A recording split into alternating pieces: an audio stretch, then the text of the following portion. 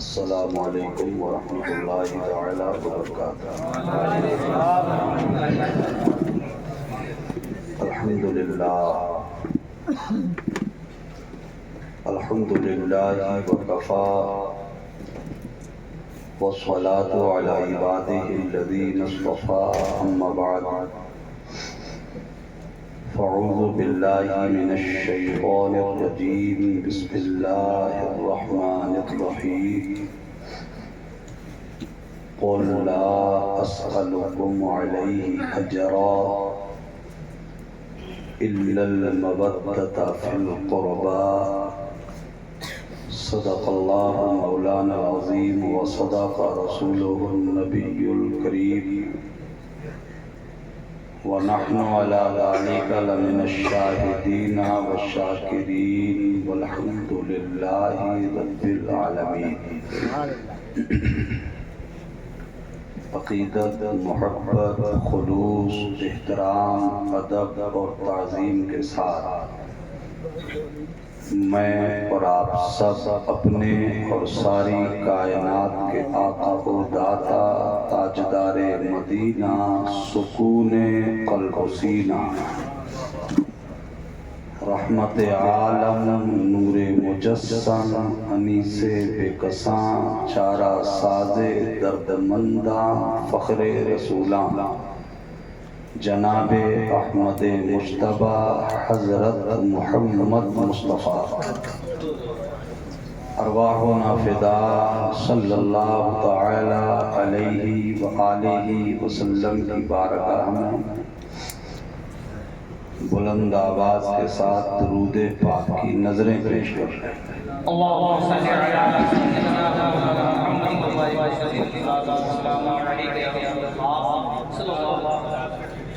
अल्लाहुम्मा सल्लि अला सय्यिदिना व मौलाना मुहम्मदिन मादनिल जूदि वल करम मंबइल इल्मी वल हिल्मी वल हिकम व आलिहि व सहबिहि व बारिक व सल्लिम सलातन व सलामन अलैका या रसूल अल्लाह सल्लल्लाहु तआला अलैहि व आलिहि वसल्लम। हज़रात, जैसा कि मुझे मालूम हुआ कि आज की ये मुबारक व मसूद महफिल पीर तरीक़त रहबर शरीयत हज़रत सैयद नासिर मियाँ साहब के फातिह चहलुम के सिलसिले में मुनक़्क़िद की गई है। उनके बरादर मुकर्रम हुज़ूर नासिर मियाँ साहब की गद्दी के जानशीन पैकरे ख़लास व मोहब्बत पीर तरीक़त हज़रत सैयद मोहम्मद अख्तर मियाँ साहब क़िबला दामत बरकातुहुल आलिया हमारे दरमियान जलवा फ़ौज़ और उनके दोनों साहिबजादान भी यहाँ तशरीफ़ फरमा है। ठंड का मौसम है, सर्दी काफ़ी लग रही होगी, तो कई लोग तो ठंड की वजह से चले गए, कुछ लोग बैठे हैं। बहुत देर तक आपसे कोई लंबी चौड़ी बातचीत नहीं करनी है, चंद ज़रूरी बातें आपकी खिदमत में रखनी है। अल्लाह ताला मुझे हक़ बयान करने और आपको हक़ सुनने, उसे कबूल करने और उस पर अमल करने की तौफ़ीक़ अता फरमाए। हमारा मेंबर माशाअल्लाह इल्म से खाली नहीं है। हमारे मेंबर पर इल्म के गौहर पारे बड़े अज़ीमुल मर्तबत उलमा, हुफ़्फ़ाज़ व क़ुर्रा, अइम्मा मसाजिद तशरीफ़ फरमा। बिलख़ुसूस पैकर इखलास व मोहब्बत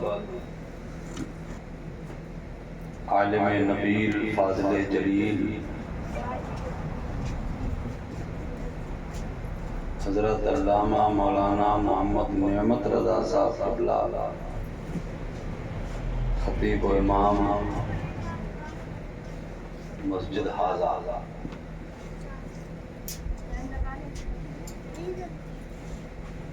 वही आप देख रहे हैं कि आपके जलसे की बज़रिए निज़ामत जुल्फ़े संवारने वाले अदीब शहीर नाज़िम बेनज़ीर हज़रत हाफ़िज़ क़ारी मोहम्मद इरशाद रज़ा साहब रायपुरी वो तशरीफ़ फरमा हैं। वही पूरे मुल्क के मोहतरम समाअतों के अमीन, एक ऐसा शायर जिसे सुनकर दिल जिसकी तरफ को खिंचता है और जब वो पढ़ते हैं तो लगता है कि नबी की नात पढ़ी जा रही है। कोई तमाशा नहीं, कोई हंगामा नहीं, किसी तरह का कोई बनाव सिंगार नहीं, कोई हुड़दंग नहीं। मुझे तो कभी कभी ऐसा लगता है कि जनाब कारी अब्दुल वकील साहब क़िबला को मैं अक्सर, जिन्हें मैं यूट्यूब पर या मेरी गाड़ी में जो चिप लगी है उसमें जिन शोरा की नातिया कलाम हैं उनको मैं उनमें से जिनको बिल्कुल सही अंदाज में सुनता हूँ उनमें से एक कारी अब्दुल वकील साहब।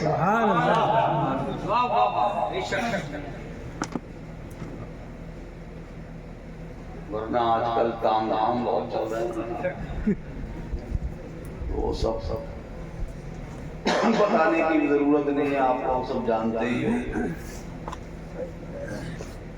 वो हिसाब हो गया है कि पहले मस्जिदों में नमाजी कम होते थे, आजकल नमाजी काफ़ी होते हैं। और आजकल के नमाजियों के हालात भी आप जान ही रहे, और पहले के नमाजियों के भी हालात जानते थे आप। तो अब तो खाली झुंझुनाना बजाने का काम चल रहा है, मुझे तो ऐसा लगता है। और हमारे मेंबरों का भी हाल बस अल्लाह ही रहम फरमाए। उसमें क्या फिर कहें, कई लोग नाराज हो जाते हैं, तो को बुरा लग जाता है। उसको जब बुरा लगता है लोगों को तो मेरे आका सल्लल्लाहु अलैहि वसल्लम की वो प्यारी हदीस याद आती है। मेरे मुस्तफ़ा फरमाते हैं अल हक़ मुर्रुन, हक़ कड़वा है। इधर जो लोग बैठे हैं, आप लोगों को हवा ज़्यादा लग रही होगी, थोड़ी ठंडी लग रही होगी। आप लोगों को अगर तकलीफ ना हो तो सामने कुर्सियाँ खाली हैं, अगर आप इधर तशरीफ ले आए तो मैं भी आपको ज़रा ठीक से देख लूँगा। सब इल्म आप अमल के आफ्ताब व महताब हैं, ये सब अहले इल्म हज़रात हैं। इन सब के लिए दिल से दुआ निकलती है कि अल्लाह ताला इन सबों की उम्रों में खूब बरकत अता फरमाए।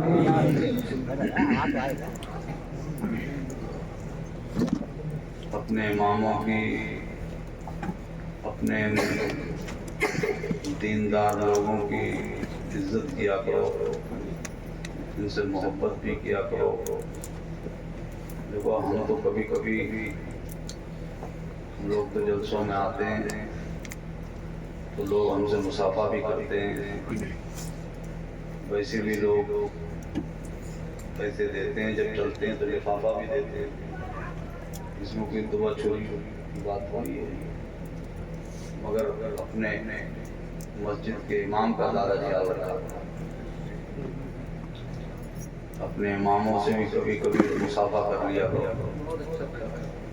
वो मुसाफा खाली, एक तो खाली वाला मुसाफा होता है, भरा हुआ होता है। तो कभी कभी खाली कर लिया तो कभी भरा हुआ कर लिया। वरना आज सबसे ज्यादा मजलूम अगर कोई मुसलमानों में कोई तबका है तो वो सिर्फ इमामों का है। मैं सच्ची बता रहा हूँ, आज इमाम जितने सताए जा रहे हैं, जितना इन पर जुल्म सितम हो रहा है, ये या तो यही जानते हैं या जुल्म करने वाले जानते हैं। सच्चाई बता रहा हूँ मैं। ऐसी कर्री नजर रखता है आदमी इमाम को कि इसके पैजामे की मोड़ी कैसी है, कॉलर कितनी खड़ी हुई है, क्रिश टूटी है कि नहीं टूटी है, कितनी कर्री नजर रखता है। मैं अक्सर ये कहता भी हूँ कि जितने हम लोग इमामों पर अपने इन दीनी रहनुमाओं पर इतनी कर्री नजर हम रखते हैं, अगर इतनी कर्री नजर अपने बच्चों पर रख लें, खुदा की कसम किसी का बच्चा फिर बिगड़ नहीं सकता। नारे तकबीर, नारे रिसालत, नारे गौस, रखे आला हजरत, फैज़ाने हुजूर ताजुश शरिया, हज़रत अल्लामा मुफ्ती हनीफ साहब किबला, नारे तकबीर, नारे रिसालत। और एक बात बता दूं मैं आपको, शायद आप मेरी बात से इत्तेफाक करेंगे, बेटा बैठ जाओ, आप शायद मेरी बात से इत्तेफाक करेंगे माधव टांडा वालों। यकीन जानना ये कितने शरीफ लोगों की जमात है, कितने अच्छे लोग हैं ये। जहां आपका बेटा आपको भूल जाएगा, आपके तमाम अजीज़ो अकारिब भूल जाएंगे, रिश्तेदार भूल जाएंगे, घर वाले भूल जाएंगे, खानदान वाले भूल जाएंगे। और वो वक्त भी आप देखते हो कि जब इंसान की आंखें बंद हो जाती हैं, जब वो दुनिया छोड़ के चला जाता है, यानी मौत आ जाती है, इंसान का जनाजा पड़ा हुआ होता है,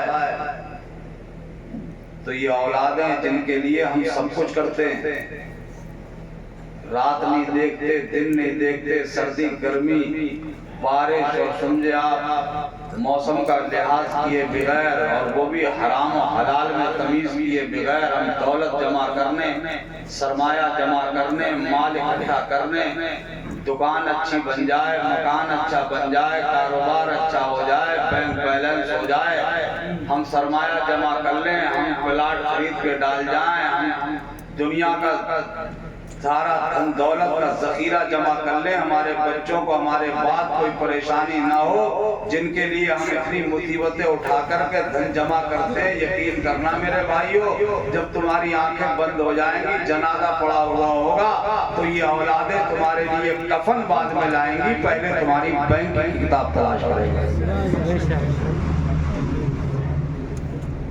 सच बता रहा हूं।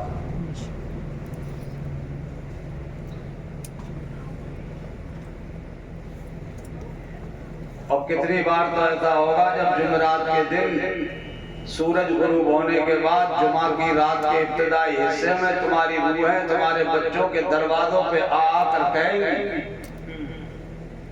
कि घर वालों हमारे लिए कुछ करो, ये हमारे घर वालों, हमारे बच्चों, हम तो कुछ नहीं कर सके अपनी जिंदगी में, हम कुछ नहीं कर पाए, हमने नमाजें भी छोड़ दी थी तुम्हारे लिए, दौलत जमा करने के चक्कर में तुम्हारी आसाइश, तुम्हारे आराम, तुम्हारे ऐशो आराम के लिए हमने नमाजें छोड़ के तुम्हारे लिए काम किया था, हमने मेहनतें की थी, पैसा कमाया था। ये हमारे घर वालों, हम अपने साथ नेकियां नहीं ले जा सके, हमारे बच्चों हमारे लिए कुछ भलाई करो। तो ये औलादें तुम्हें भूल जाएंगी, तुम्हारे नाम की फातिहा तक नहीं पड़ी। मैं सच्ची बता रहा हूं।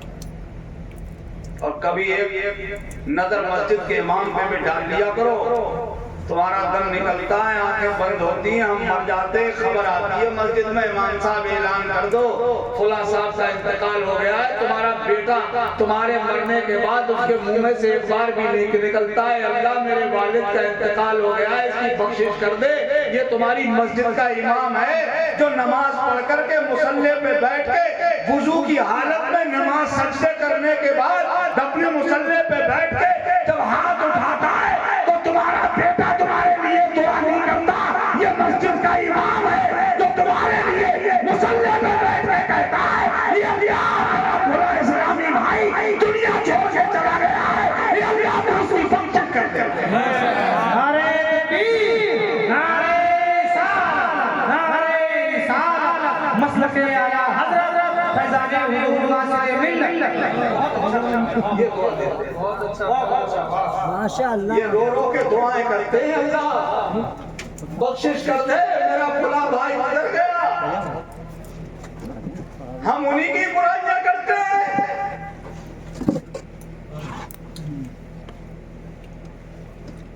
हम उन्हीं का कपड़ा फाड़ने के चक्कर में रहते हैं।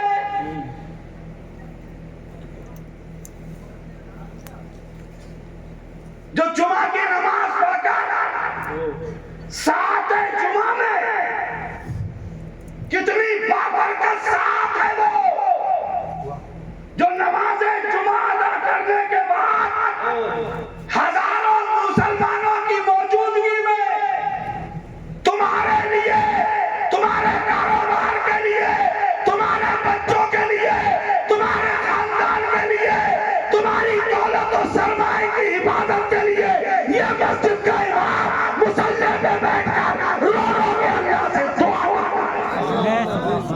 सच्ची बात, वाह वाह, सच्ची बात। बीमारों की शिफा के लिए दुआ करेंगे और हम इन्हीं का ही, इन्हीं की ग़ीबतें खा रहे हैं,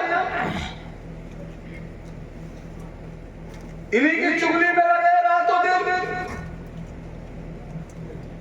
जैसे सारे दुनिया की बुराई का मरकज ये मस्जिद का इमाम है या ये हाफिज मौलाना है। मैं इससे ये नहीं कह रहा हूं कि हम कोई दूध के धुले हुए हैं, कोई कभी हो सकती है हम लोग कोई फरिश्ता थोड़ी है। थोड़ी बहुत नादानी हमें हो जाती होगी, मगर इतना तो सोचो कि एक हम हैं कि हमसे शायद दिन भर में कोई नेकी हो जाती हो, और एक ये लोग हैं कि 24 घंटे में ये कितनी बार अपनी जबान से कुरान की कोई ना कोई आयत पढ़ते हैं, कितनी बार अपनी जबान से अल्लाह का प्यारा नाम लेते हैं, अपने मुस्तफा पर दुरूद पाक पढ़ते।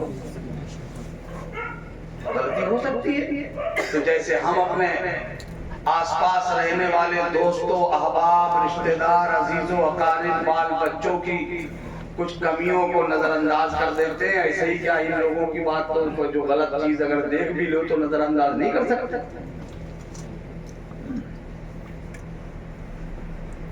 अल्लाह हम सबको समझने की तौफीक अता फरमाए। मेरे अजीज भाइयों, बहुत संभाल के जिंदगी जीने का वक्त है। आज हम हजरत नासिर मियां साहब का 40वां करने बैठे, कल कोई हमारा कर रहा हो।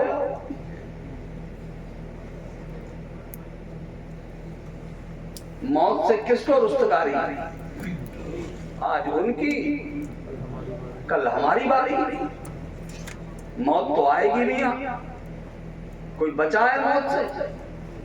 मौत का एक जन्नाटेदार थप्पड़ इंसान को हस्त से नेस्त में बदल देता है।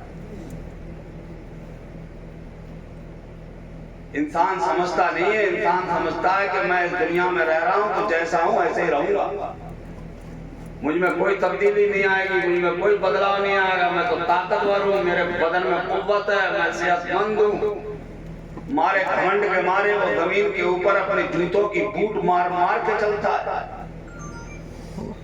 जमीन पे अकड़ अकड़ के चलता है, जमीन पे समझे इतरा इतरा के चलता है। चंद सिक्कों की चर्बी अगर जिस्म पे जम जाए तो आज का आलम ये है मुसलमान का कि वो सबसे पहले अपने दीन को, अपने मजहब को, अपनी तहजीब को, अपने इस्लामी कल्चर को अपने घर से धक्का मार के बाहर निकालेगा। सबसे पहले दीन का मजाक उड़ाएगा अगर चंद पैसों की चर्बी जम गई, चंद सिक्के आ गए तो आपे से बाहर निकल जाएगा। सबसे पहले अपने दीन के खिलाफ काम करेगा।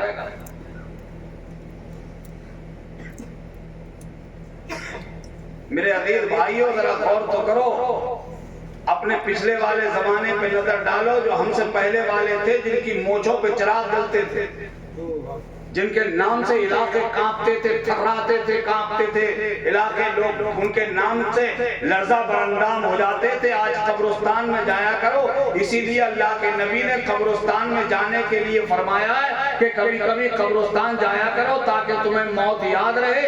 कब्रिस्तान में जाकर के उन बैठी हुई कब्रों में देखो, जिन कब्रों में वो मोछों वाले हैं, जिनकी कब्रें बैठ गई हैं, उनमें झांक झांक के पूछो, ए मोछों वालों, कहाँ चले गए तुम?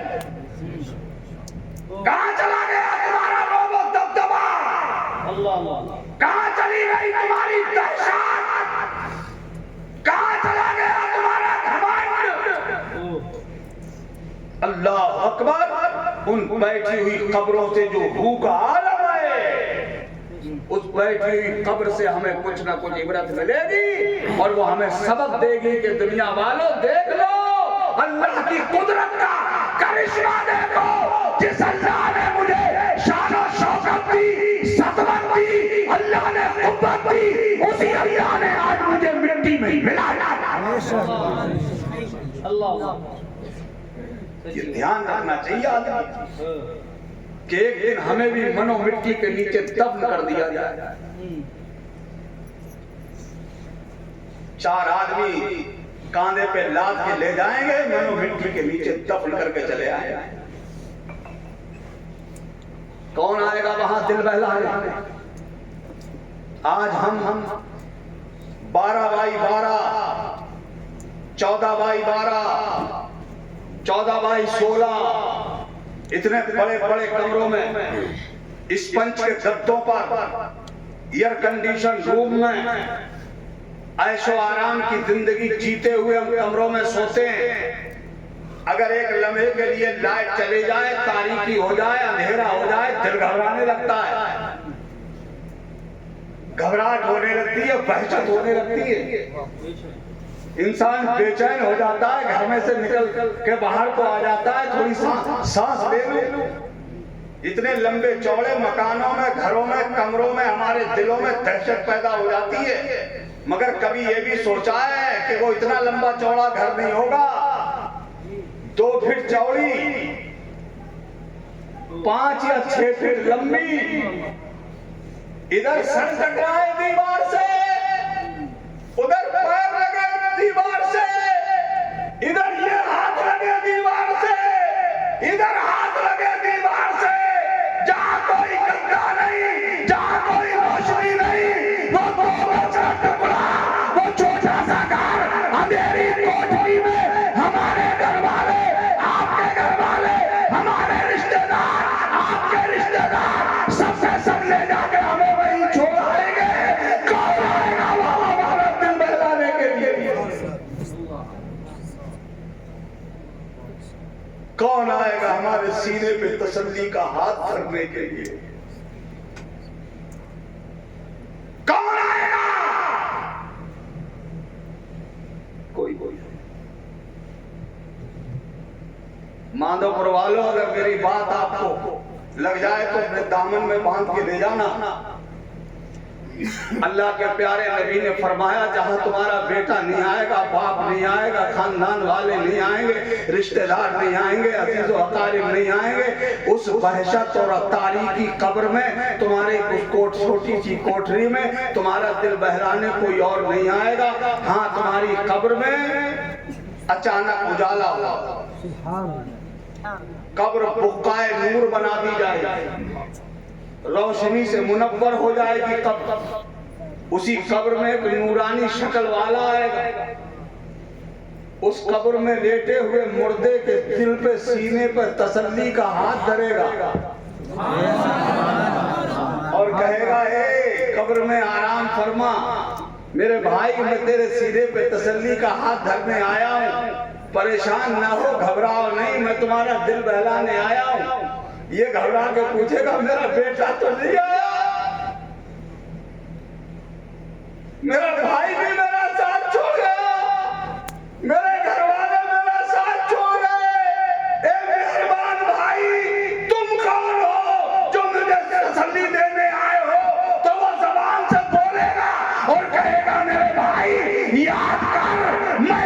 जिंदगी में पढ़ी गई वो नमाज हूँ जो तूने खुशी और खुशू के साथ अल्लाह की बारगाह में मुझे अदा किया था। आज मैं तेरी कब्र में रोशनी बन के आया।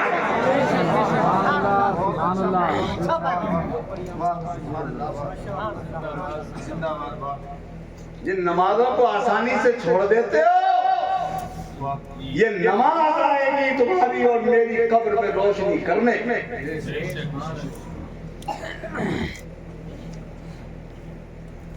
मस्जिदों के दरवाजों से अजान हो जाने के बाद ऐसे ही गुजर जा रहे हो, नमाज की बात आई तो चल दिए। बात समझ आ रही है? जी। अल्फाज के दरिया में बहाकर जन्नत की दहलीज तक ले जाने का हुनर मुझे आता है, मगर मैं वो काम करूंगा नहीं, इसलिए कि हमें तो ऐसा लगता है कि आज तक हुआ ही क्या है। हम तो बैठे बैठे जन्नती बनाते रहे सबको।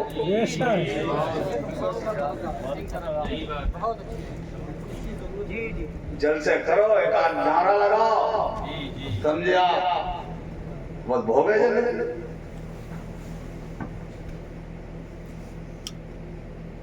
ऐसा नहीं है मियाँ, जन्नत इतनी आसान नहीं है, ये गलत फहमी दिमाग से निकाल दी। मैं सच्ची बता रहा हूँ आपको, मैं कोई धोखे में नहीं रखना चाहता। इतनी आसान नहीं है जन्नत कि हम जलसे में आएंगे, एक हाथ उठावो कि दोनों हाथ उठावो कि टांगे उठावो।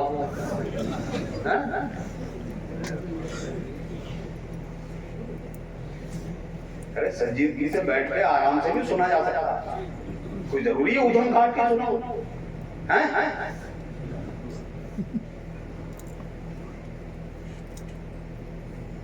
अल्लाह और रसूल की बात हो रही है, आराम से बैठ करके संजीदगी से बादब होकर के बैठ के सुनो।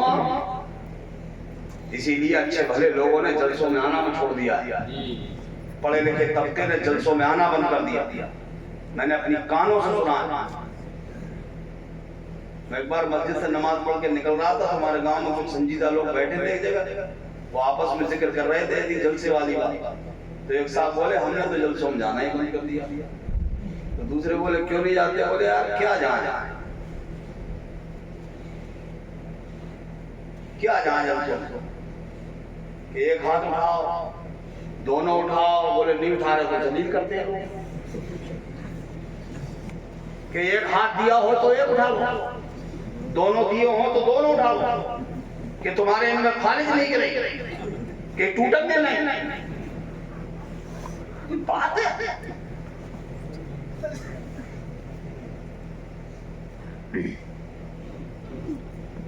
अरे आप बात कहो, तुम्हारी बात में असर होगा, जबान में अल्लाह ने तुम्हारी वो चाशनी पैदा की होगी, इंसान के दिल से आवाज निकलेगी सुभान अल्लाह।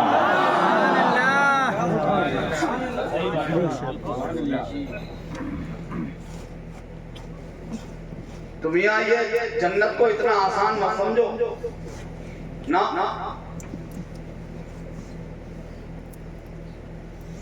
अगर जन्नत इतनी आसान होती तो बिल्कुल मुझे सच्चे दिल से बताना मेरे भाइयों।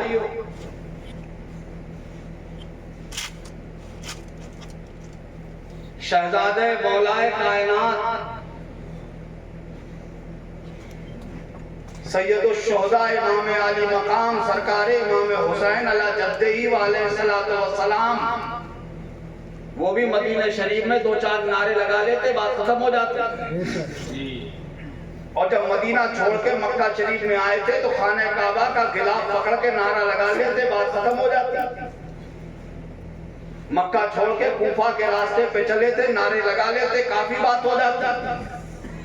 मगर उन्होंने नारे नहीं लगाए, उन्होंने करबला के मैदान में उतर के पूरी दुनिया को मैसेज दिया कि सिर्फ नारों से काम नहीं चलेगा, अमल के मैदान में उतरो, यहां से काम चलेगा। खाली नारे लगाते रहो, नमाज़ें न मत पढ़ो।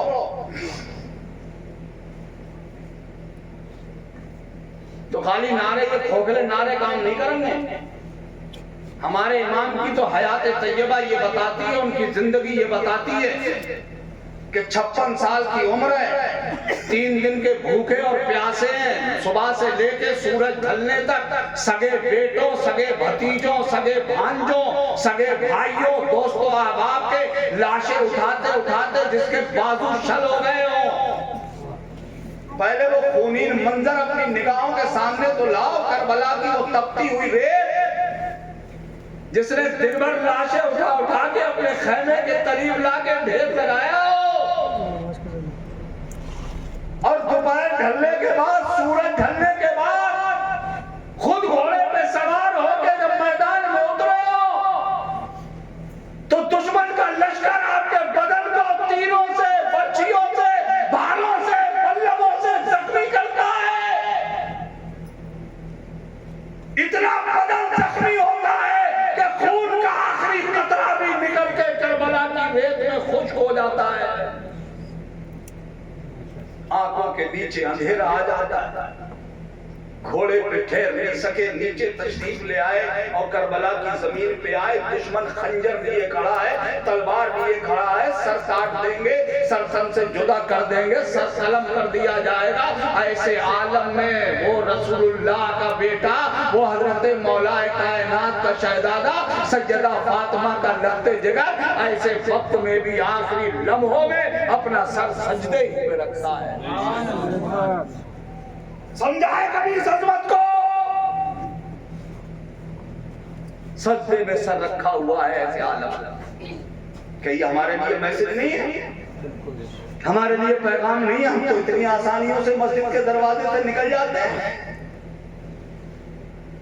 अजान हो गई, हमें कोई परवाह नहीं है, निकल गए मस्जिद के दरवाजे। सुनो, उलमा फरमाते हैं, हजरत इमाम गजाली रहमतुल्लाह ताला अलैह ने गालिबन मिनहाजुल आबिदीन में लिखा है कि अजान हो जाने के बाद जब कोई मुसलमान बंदा मस्जिद के दरवाजे से निकल के जाता है और वो मस्जिद में नमाज पढ़ने के लिए ना आए तो अल्लाह की मस्जिद मायूस हो जाती है। मस्जिद के दरो दीवार, उसके जर्रे जर्रे मायूस होते हैं, रोने लगते हैं। वो दुआ करते हैं, अल्लाह तेरे बंदे ने मुझे छोड़ा है, परवरदिगार तू इसे अपनी रहमत से दूर कर दे। ये मस्जिदें बद्दुआएं करती हैं हमारे लिए। अगर हम नमाज ना पढ़ें और अजान होने के बाद अगर मस्जिद में कोई बंदा मोमिन आ जाता है तो मस्जिद खिल उठती है। मस्जिद के दरो दीवार खिलखिलाने लगते हैं, मुस्कुराने लगते हैं, झूमने लगते हैं, अल्लाह की बारगाह में दुआ करते हैं। मस्जिद का जर्रा जर्रा दुआ करता है, अल्लाह तेरे बंदे ने मुझे खुश किया है, ए अल्लाह मुझे आबाद किया है, तू अपने बंदों को अपनी रहमत से आबाद फरमा दे। कितनी आसानी से हम लोग मस्जिदों के दरवाजे छोड़ के निकल जाते हैं। इसलिए मैं कहता हूं मेरे भाइयों, अपने बाद वालों के लिए ये छोड़ के मत जाओ कि हमारे बाद वाले हमारे लिए कुछ करेंगे। अपने आप से कुछ कर जाओ। मेरी बात समझ आ रही है आपको? हजरत सैयद साहब कुबला, हजरत सैयद अख्तर मियां साहब और उनके दोनों मुबारक साहबजादगान, मैंने हजरत को ही देख कर के आयत पढ़ी थी, मगर चूंकि हालात पेचीदा हैं आजकल,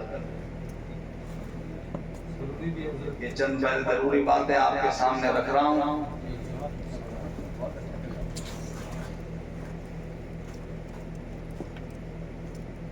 अब हम अपने घर की कोई बात कर ही नहीं सकते, हम तो इन्हीं के घर की बातें कर रहे हैं।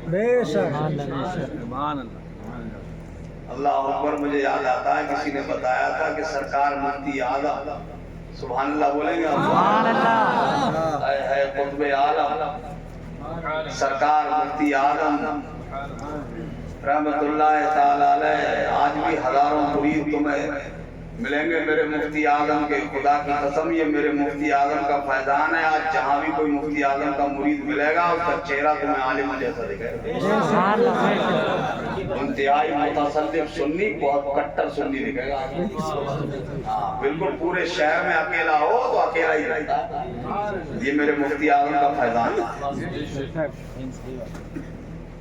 हजरत के बारे में लोगों ने जो अपनी आंखों से देखा है उन्होंने बताया है कि सरकार मुफ्ती आज़म की खिदमत में एक सैयद साहब तशरीफ लाए, उनके चेहरे पे दाढ़ी नहीं थी। सरकार मुफ्ती आज़म ने खड़े होकर उनकी ताज़ीम फरमाई। और ये शरीयत का मसला भी है कि सैयद वाजिब ताज़ीम है। सैयद की उस वक्त तक ताज़ीम वाजिब है जब तक काफिर ना हो जाए। अगर सैयद गुमराह भी हो जाए तब भी उसकी ताज़ीम वाजिब है। फतवा रज़विया में आला हज़रत ने बड़ी तफसील के साथ लिखा है। हाँ, अगर हद कुफ्र को पहुंच जाए सैयद तो अब उसकी ताज़ीम वाजिब नहीं है, चूंकि वो मुसलमान नहीं रहा और गैर मुस्लिम की ताज़ीम हराम। तो लिखा है सरकार मुफ्ती आज़म हिंद सैयद साहब को देख करके खड़े हो गए, उनका हाथ पकड़ा और अपनी मसलत से उठाया। मुफ्ती आज़म ने फरमाया, शहजादे आप यहाँ तशरीफ रखो। वो मारे शर्म के चेहरे पे दाढ़ी नहीं थी। सरकार मुफ्ती आज़म इतना बड़ा आलिम, हिंदुस्तान के इतने बड़े आलिम जो पूरे हिंदुस्तान के उलमा नहीं बल्कि अरब व आजम के उलमा जिनकी कदर करते थे, जिनको एहतराम की निगाहों से देखते थे, वो मुफ्ती आज़म जो कुतुबे आलम पकड़ के सैयद साहब को अपनी मसनद पे बिठा रहे हैं। तो शर्म के मारे वो सैयद साहब बैठना नहीं चाह रहे हैं। दस्त अर्ज करने लगे, हुजूर मैं आपकी आऊंगा तो बैठूंगा। और वो सैयद साहब तशरीफ ले गए। लौट के आए, जब कुछ दिन के बाद वापस आए तो उनके चेहरे पे ये लंबी दाढ़ी। ये तो हमारे बुजुर्गों का किरदार है। हम सादात इकराम, अल्लाह अकबर, हम तो इन्हीं की दुआओं में जीते हैं मियाँ। इन्हीं के बाप दादा का सदका खा रहे हैं, इन्हीं का सदका खा रहे हैं। ये तो हमें हमारे आला हजरत ने हमारी घुट्टियों में पिला दिया है हमें। मेरे मुफ्ती आज़म का किरदार, मेरे आला हजरत का किरदार नहीं सुनते हो?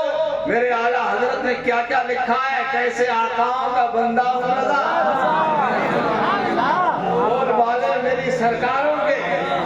अल्लाह अकबर, यही तो वो सरकारें हैं खुदा की कसम, जिनको देख देख के मेरे आला हजरत ने हिंदुस्तान से लेकर के जब आपने देखना शुरू किया, इन सादात इकराम की नूरी सूरतों को जब देखना शुरू किया, तो महाराणा मुतारा से लेके बेलग्राम में मोहल्ला होते हुए, अजमेर शरीफ होते हुए, सीधे संध्याब बगदाद मोहल्ला और नजब शरीफ होते हुए, करबला होते हुए मदीने तक जब ये नूरानी सुरंग और नूरानी जलवे मेरी आला हजरत की निगाहों से गुजरे, तो आला हजरत का कलम बेसाख्ता लिखने पे मजबूर हो गया। सुबह तौबा में हुई बटवाए बड़ा नूर का, सदका लेने नूर का, आया है तारा नूर का।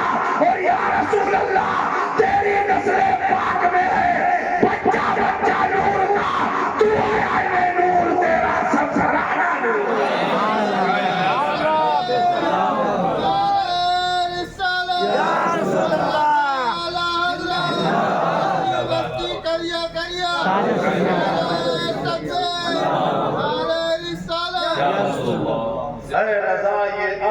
नूरी का फैज़े नूर है, हो गई मेरी गजल पढ़कर कसीदा नूर। वो तो ये तो खुदा की कसम, ये मेरे रसूल के घर वाले हैं। इनकी नसों में, इनकी रगों में वही खून बह रहा है जो करबला के इमाम हुसैन के रगों में बह रहा है। इनसे सच्चा एहतराम, सच्ची अकीदत, सच्ची मोहब्बत रखो। यही वो घर है जिस घर पे सलाम पढ़ने, दुरूद पढ़ने का हुक्म नमाज तक में दिया गया है।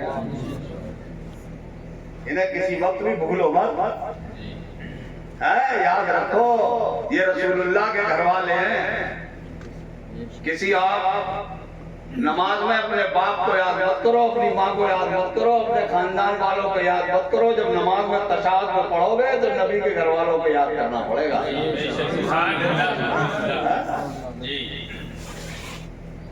दुरूद इब्राहिम पढ़ते हो नहीं पढ़ते? उसमें नबी और आले नबी का जिक्र है या नहीं है? तो ये मेरे आका के घर वाले हैं। कुरान जिनकी हो मोहब्बत के लिए हमसे कह रहा है कि इनसे मोहब्बत करो, इनसे उल्फत करो, इनसे प्यार करो, अदावत मत करो। और मियाँ एक बात याद कर लेना, सैयदों का दुश्मन, आले नबी की से अदावत करने वाला, खुदा की कसम मैं एक बात बता देता हूँ, अल्लामा मोइनुद्दीन काशफी रहमतुल्लाह ताला अलैह अपनी किताब रौज़तुश शोदा शरीफ में नकल फरमाते हैं। बात आ गई तो मैं आपको बता दूं कि कुछ उलमाए किराम और मशाइख खाने काबा का तवाफ करके हरम शरीफ में तशरीफ फरमा थे, गुफ्तगू चल रही थी। एक शख्स आया, खाने काबा का तवाफ करने लगा, चेहरे पे उसके नकाब पड़ा हुआ था और वो तवाफ कर रहा था। तवाफ करते करते वो एक जुमला कहता था, जैसे रुकने यमानी से रुकने शामी की तरफ बढ़ो तो ये दुआ पढ़ी जाएगी, रुकने असवद से रुकने फलां की तरफ बढ़ो तो ये दुआ पढ़ी जाएगी, और वहां से यहाँ तक आओ तो ये पढ़ा जाए, तो दुआएं पढ़ी जाती हैं तवाफ करते वक्त। जो लोग उम्रा करके आए, अल्लाह ने जिन्हें शहादत दी है, जो हज करके आए वो जानते हैं, तो दुआएं पढ़ी जाती हैं। वो शख्स भी खाने काबा के गिर्द चक्कर काटता था, मगर वो दुआ नहीं करता था, एक ही दुआ करता था, वो कहता था ये अल्लाह मुझे बख्श दे, मैं जानता हूं तू मुझे बख्शेगा नहीं। वो ये कहता था कि अल्लाह मुझे बख्श दे, मैं जानता हूं तू मुझे बख्शेगा नहीं।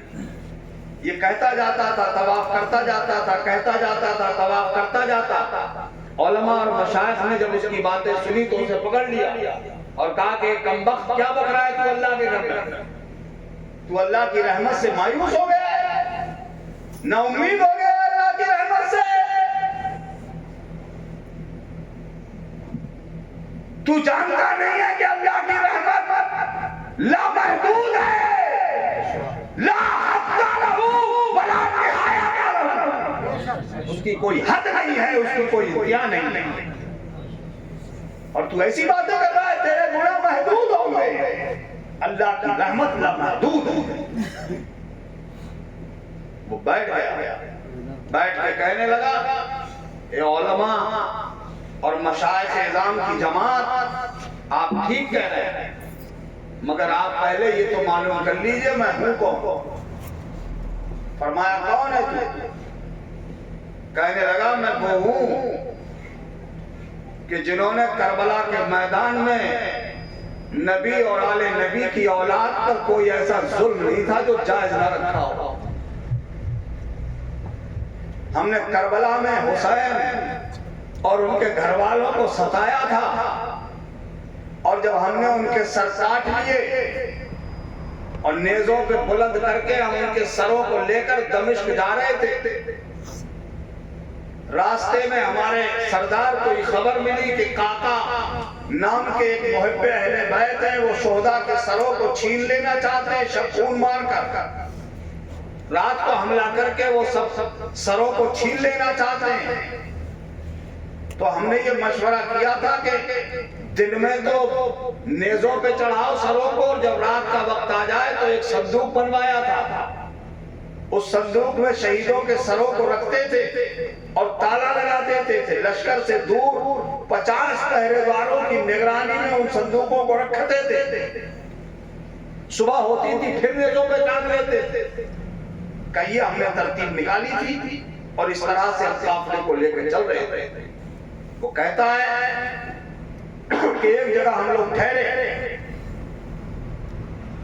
50 जो उस पर पहरेदार लगाए गए थे, उन पहरेदारों में एक मैं भी था। कहता है मुझे नींद नहीं आ रही थी, मेरे 49 साथी शराब के नशे में मदहोश पड़े हुए थे जगह जगह, और मुझे नींद नहीं आ रही थी। मैंने अचानक क्या देखा कि जिस संदूक में हजरत इमाम हुसैन का सरे मुबारक है, उस संदूक से लेकर के अर्श आजम तक नूर ही नूर हो गया। अल्लाह, मैंने नूर की बारिश देखी, और उसी नूरानी माहौल में मैंने देखा कि कुछ नूरी सूरतों वाले वो आए हैं, उन्होंने नूरानी कुर्सियां लगा दी हैं। फिर एक नकीब आया, उस नकीब ने आकर के ऐलान किया, हाजा आदम सभी सफीउल्लाह, हाजा नूह नजीउल्लाह, हाजा इब्राहीम खलीलुल्लाह, हाजा इस्माईल सफीउल्लाह, हाजा मूसा कलीमुल्लाह,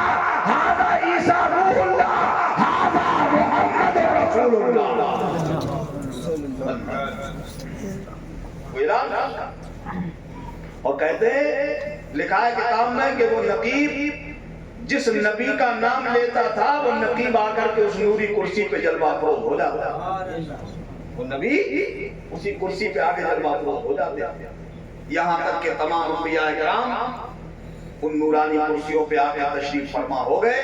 और उसके बाद मेरे प्यारे आका सरवरे कौनैन सल्लल्लाहु अलैहि वसल्लम किसी कुर्सी पे नहीं बैठे, मेरे हुजूर उसी संदूक के पास तशरीफ ले गए जिस संदूक में इमाम हुसैन का सरे मुबारक। और जब सरकार वहां पहुंचे तो हुजूर के पहुंचते ही ताला टूट गया, ढक्कन अपने आप खुल गया। मेरे आका करीम ने अपने शहजादे का सरे अनवर जो शहीद कर दिया गया था, सरे अनवर को निकाला, धूल में अटा हुआ था। मेरे आका ने अपने प्यारे हुसैन का सर देखा तो मेरे हुजूर बहुत रोए। और सरकार ने अपने हाथों से जो गर्दो गुबार जो रेत लगा हुआ था उसे मेरे हुजूर साफ करते जाते थे और मेरे आका रोते जाते थे। सीने से लगा लिया इमाम हुसैन का सरे अनवर और मेरे आका खूब दुआएं देते रहे। उसके बाद सरे इमाम हुसैन को हजरत आदम अलैहिस्सलाम को दे दिया, उन्होंने जियारत की, सीने से लगाया, दुआएं दी। उन्होंने हजरत नूह को दे दिया, उन्होंने दुआएं दी। उन्होंने हजरत इब्राहीम को दे दिया। इसी तरह से दर्जा बदर्जा अंबिया इकराम सरे इमाम आली मकाम को एक दूसरे को देते जाते थे। यहाँ तक के तमाम अंबिया इकराम ने सीने से लगाया सरे इमाम हुसैन और दुआएं दी। वो कहता है उसके बाद एक फरिश्ता जाहिर हुआ जिसके हाथ में आग की लाठी थी। एक फरिश्ता आया, उसके हाथ में लकड़ी की लाठी नहीं, लोहे की लाठी नहीं, आग की लाठी थी, गुर।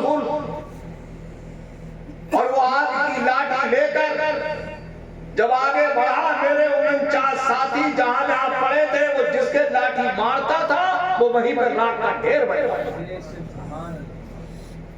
वो जब मेरे 49 साथियों को मार चुका उसके बाद वो मेरी तरफ बढ़ा और जब मेरी तरफ बढ़ा तो मैं घबरा गया और घबरा के मैंने हुजूर को पुकारा, या रसूल अल्लाह मुझे बचा लीजिए, मेरे सरकार मुझे बचा लीजिए। तो मेरे नबी ने मुझे इंतहाई हिकारत से देखा और नफरत से देख के मेरे हुजूर ने फरमाया,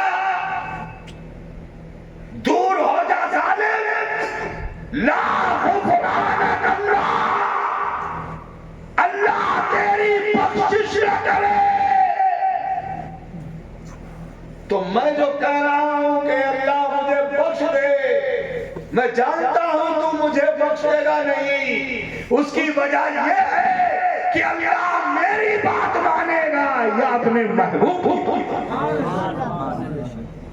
हुजूर ने कह दिया है कि अल्लाह तेरी बख्शिश ना करे तो मैं जानता हूं मेरी बख्शिश होगी नहीं। वो कहता है उसके बाद उस फरिश्ते ने मेरे लाठी तो नहीं मारी, मेरे थप्पड़ मारा और जब थप्पड़ मारा तो मैं बेहोश हो गया। और जब होश में आया मैंने देखा तो कहीं कुछ नहीं था, बस जगह जगह वो राख की ढेरी पड़ी हुई थी। उस दिन से आज तक मैं जमीन पे दुनिया भर में जलील होता फिर रहा हूँ। चेहरे पे उसी दिन से नकाब डाल रखा है। उलमा बोले जरा नकाब तो हटा, जरा पर्दा तो हटा, हम भी तो देख ले तेरी सूरत कैसी है। जब उसने अपने चेहरे से पर्दा हटाया, अल्लामा मोइनुद्दीन काशफी लिखते हैं उसकी सूरत सूअर की तरह हो गई।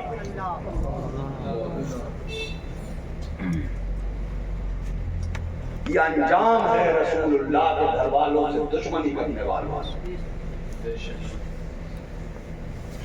नबी के घर वालों से दुश्मनी करने वालों का ये भयानक अंजाम। कभी किसी आले नबी औलादे रसूल के बारे में कभी गलत बात नहीं अपनी जबान से निकालना नहीं। अगर वो शरीयत के एतबार से कोई अमल ना करते हो तो तुम्हें कोई हक नहीं है उनकी गिरफ्त करने का। तुम तो सिर्फ अपने आप को देखो।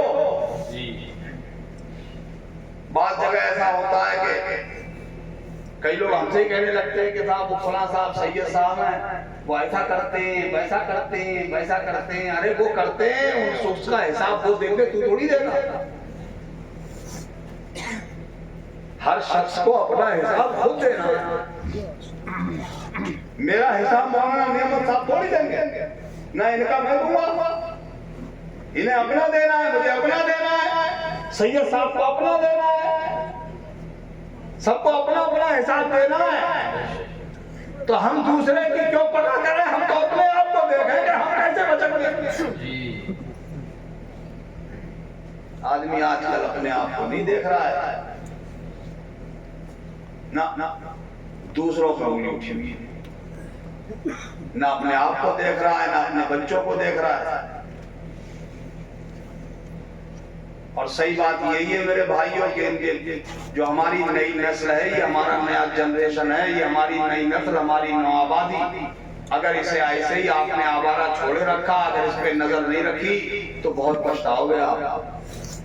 मैं सच्ची बता रहा हूँ। जैसे आज हर घर में जाकर देख लो, हर घर में कोई ना कोई बूढ़ा रोता मिलेगा।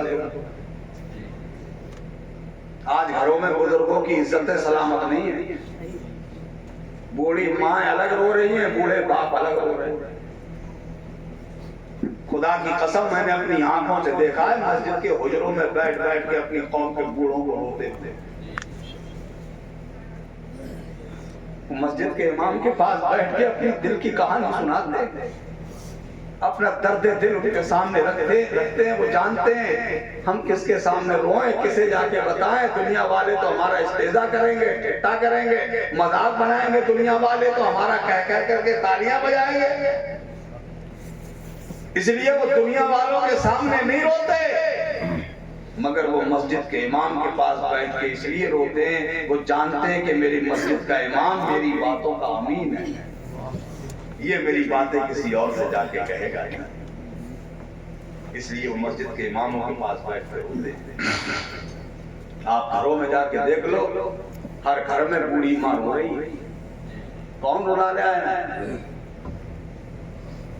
ये बापों की आंखों में आंसू, जिसे तुम बहुत अच्छा समझते हो कि ये बहुत माशाअल्लाह इनके तो बड़े बारे न्यारे होंगे, जरा उनकी जिंदगी में घुस के देखना, उनसे जरा हमदर्दी के दो चार बोल बोलना, उनकी जबान से बात बात में निकलेगी, आंख से आंसू पहले।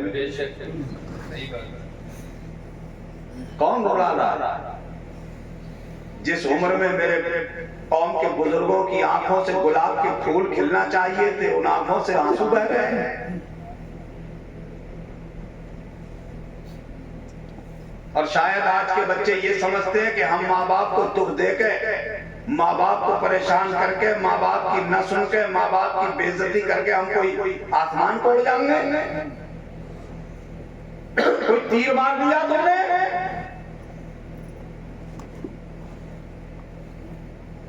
मियां तुम कामयाब उस वक्त तक नहीं हो सकोगे जब तक तुम्हारी माँ बाप की दुआएं तुम्हारे साथ नहीं होंगी।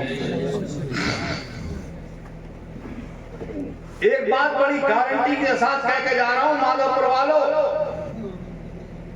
अगर तुम्हें आजमा के देखना, कभी तजर्बा करके देखना मेरी बात का, अगर रिलीफ ना मिले, फायदा ना मिले तो मेरा दामन पकड़ लेना। इतनी मजबूत बात मैं मिंबरे रसूल से बैठ के कह के जा रहा हूं, और ऐसे ही हवा में तीर नहीं मार रहा हूं मैं।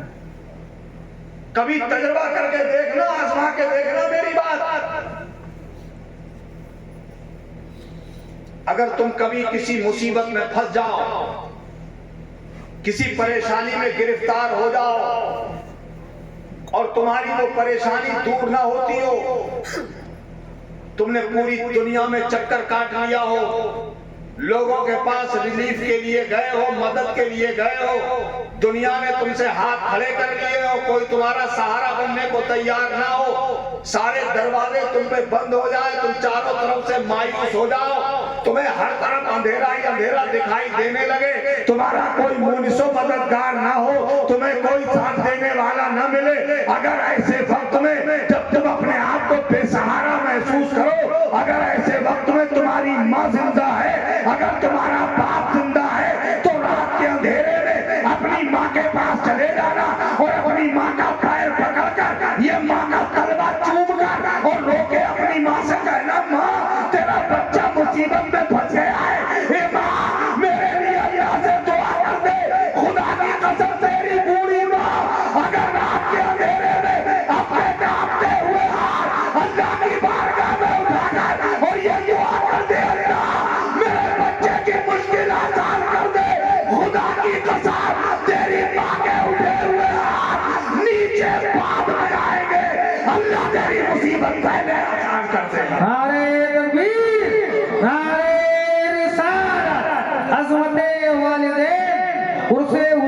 नासिरे मिल्लत।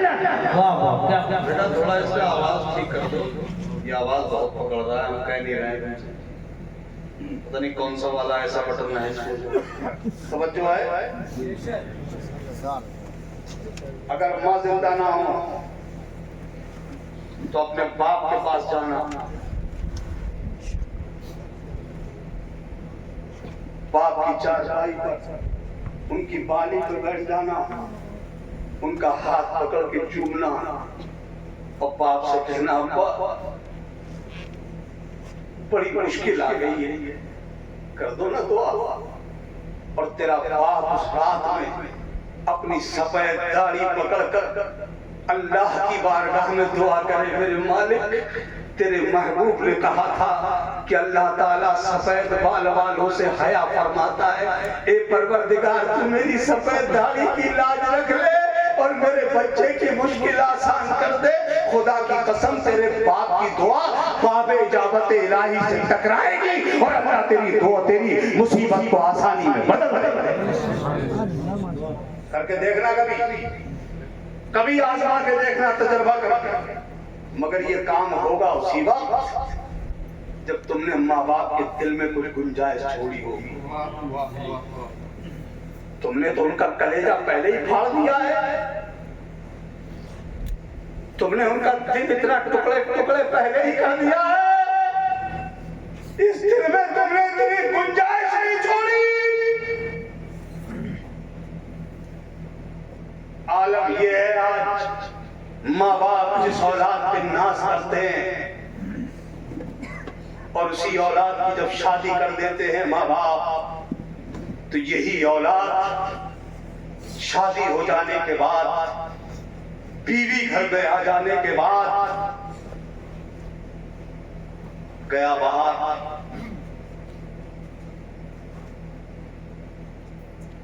बाहर से घर आया, रास्ते में से कुछ नाश्ता वगैरह खरीदा, तोहफा। अब या नाश्ते को वो जेब में रख के लाएगा या काली थैली में रख के लाएगा। घर में एंट्री करेगा, घर में घुसेगा, इधर उधर देखेगा कि माँ तो नहीं देख रही है, बाप तो नहीं देख रहा। तो पहले तो आजकल देख देकर नंबर ही का छोड़ा, दीवार पहले ही खींच रहे। क्यों?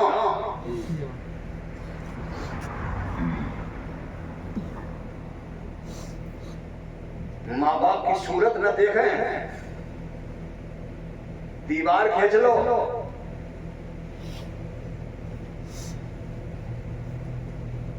और दीवार क्यों खींच ली? बीवी कह रही है तुम्हारी अम्मा की सूरत हमें अच्छी नहीं लग रही है, दीवार खींचोगे नहीं खींचोगे? तुम्हारे अब्बा अच्छे नहीं लग रहे हैं हमें, तुम्हारी बहनें आ रही हैं ये अच्छी नहीं लग रही हैं, तुम्हारे भैया भी अच्छे नहीं लग रहे हैं। अच्छा, तो अब ये चूंकि उनका गुलाम बन चुका है तो मोहतरमा की हाँ मिला रहा है। तुम ठीक कह रही हो अम्मा, हमारी है ही बहुत है, बात भी बहुत खराब है, हमारी बहनें भी अच्छी नहीं है, भैया तो मेरे बारे में बुराई सोच रहे हैं। क्यों? लोग दीवार खींच ले रहे हैं ना, वो तुम्हें दे रहे हैं ना तुम उन्हें दे रहे। उसने वो लाल परी ने समझा, लालनू वाली आई, उसने भैया भी अलग कर दिया, माँ भी अलग कर दी, अब्बा भी अलग कर दिया, बहनों से भी नाता तोड़वा दिया, बिल्कुल अकेले ही है। मानो क्यों? और ये ऐसे हैं उल्लू, ये इतना गुलामी का पट्टा डाल दिया है कि ये कुछ कह ही नहीं रहे, सरेंडर कर दिया अपने आप को। मर्द है तू, अच्छा जुमला, वाह, कैसा मर्द है तू? तू अपनी बीवी के मकर जाल में फंस गया। अल्लाह अल्लाह। अरे एक बार अभी उससे पलट के इतना तो कह दे, ए मेरी बेगम, जैसे मेरी माँ है ऐसे तेरी माँ है, जैसे तेरा बाप है ऐसे ही तेरा बाप भी है, जैसे मेरे भाई बहन है ऐसे ही तेरे भाई बहन है। तू मेरे माँ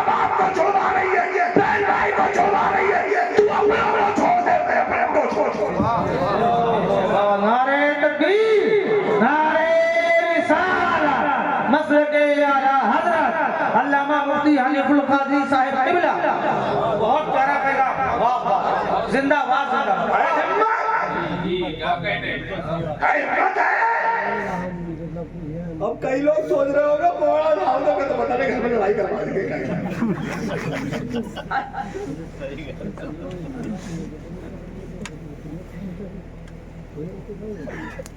मैं गलत नहीं कह रहा हूँ, इससे ये मतलब मत निकालना कि बीवियों को समझा ना जाए, नहीं, उनके भी हक है तुम्हारे साथ। मगर जब वो नाश्ता लेके आओ ना और बेगम के लिए लेके जाओ और उनसे जाके कहो बेडरूम में लो मैं तुम्हारे लिए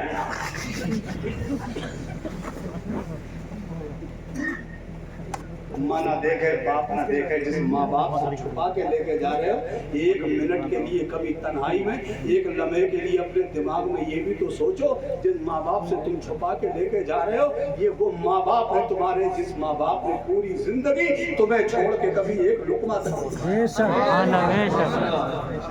ये भी सोचा है तुमने? आज इस माँ से छुपा के लेके जा रहा है तू कि कभी तेरा बाप तेरी माँ को कुछ ला के खाने के लिए दे देता था ना और तू नहीं होता था तो ये माँ खुद नहीं खाती थी, उठा के रख देती, मेरा लाल आएगा खिलाओ। आज तू उसी माँ से छुपा के लेके जा रहा है। क्यों ये दिमाग में नहीं आता तुम्हारे? ये कभी ख्याल क्यों नहीं आता है?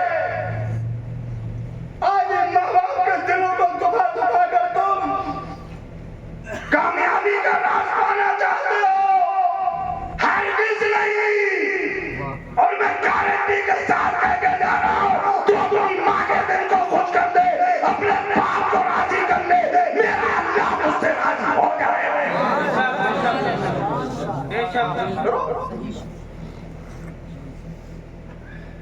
माँ बाप तड़प रहे हैं घर, माँ बाप बेचैन है, माँ बाप बेकरार है। और आजकल एक बात बता दूं मानो रहने वालों, हम भी इतने अजीब और गरीब हैं कि हम अपने घरों में ऐसी दुल्हने नहीं लाते। चलो ठीक है, बेटा हमारा बीवी की मोहब्बत में नादान बन गया, उसका दिमाग यहाँ तक आया ही नहीं कि वो हमारे बारे में सोचता,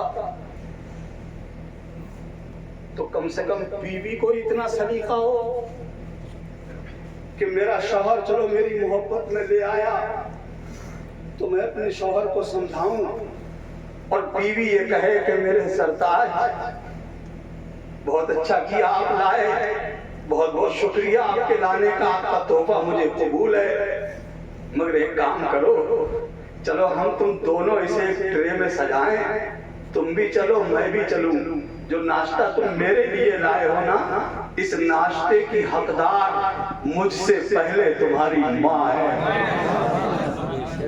मुझसे पहले तुम्हारे वालिद हैं। चलो हम तुम दोनों चल रहे, ये नाश्ता पहले उन्हें खिलाएंगे, उनसे बचेगा तो हम खा लेंगे। सच बताना ईमानदारी से, अगर किसी की बीवी अपने शौहर को अगर इस तरह से गाइड करे, इस तरह से सुझाव दे, सच बताना ऐसी बीवी की मोहब्बत इस शौहर के दिल में घटेगी या बढ़ेगी?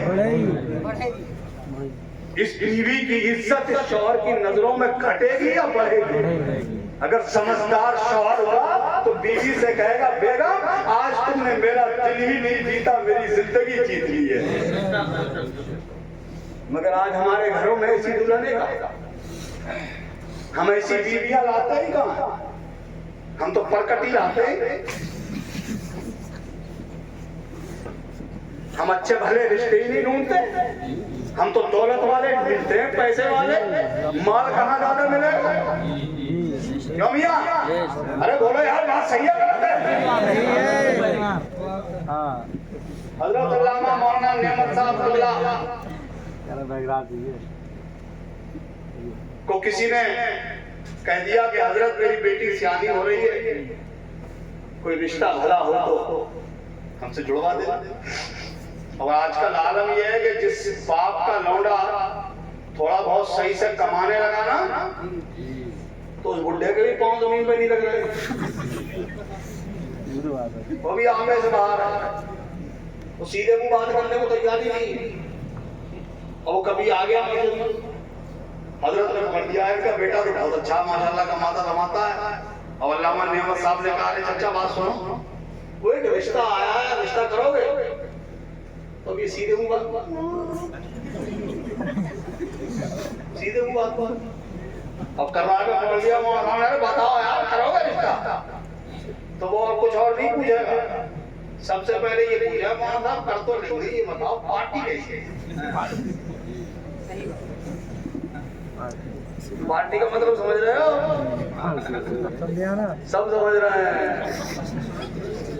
अच्छा एक बात आज तक मेरी समझ में नहीं आई, माधव टांडा वालों, मैंने जहां जहां तकरीर करी हिंदुस्तान में, और मैंने जब ये बातें करी तो जितना मजमा बैठा होता है सभी कहते बिल्कुल सही कह रहे हैं, बिल्कुल सही कह रहे हैं, सही कह रहे हैं, बिल्कुल बिल्कुल ठीक है, और करते सब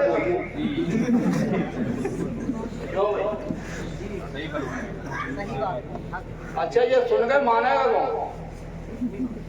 अरे हम ही तो बदलेंगे ये सब राव रसम, या कोई और बदलेगा? आजकल तो अजीब आतंक फैला रखा है साहब। वो लड़के वाले तो ये समझ रहे हैं, बाद लड़के वाले तो लड़की वाले की जेब फाड़ दे, क्या करते?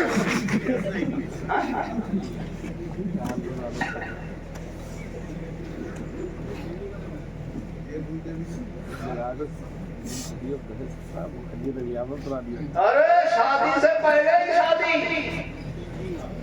अब तो 50-50, 60-60, 100-100 रिश्तों में चल रहा है, रिश्तों में।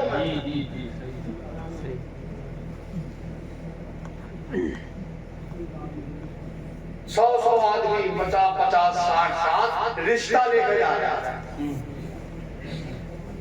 अब वो बेचारा लड़की वाला ये 100 जो 50 आए, और जब पहले से पहले नाश्ता भी तय, खाना भी तय, क्या क्या चाहिए, वो नंगे भूखे हैं ना।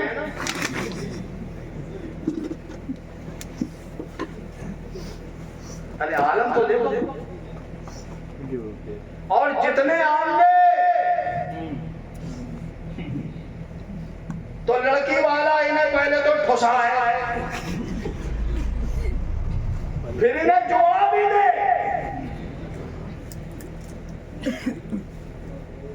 और जोड़े राम लाइन में बैठा लाइन में जोड़ा लगाएगा। अरे अल्लाह ने खुद तुझे इतना नवाजा कि तू 10-20 आदमियों को खुद अपने पास से कपड़े पहना सकता है।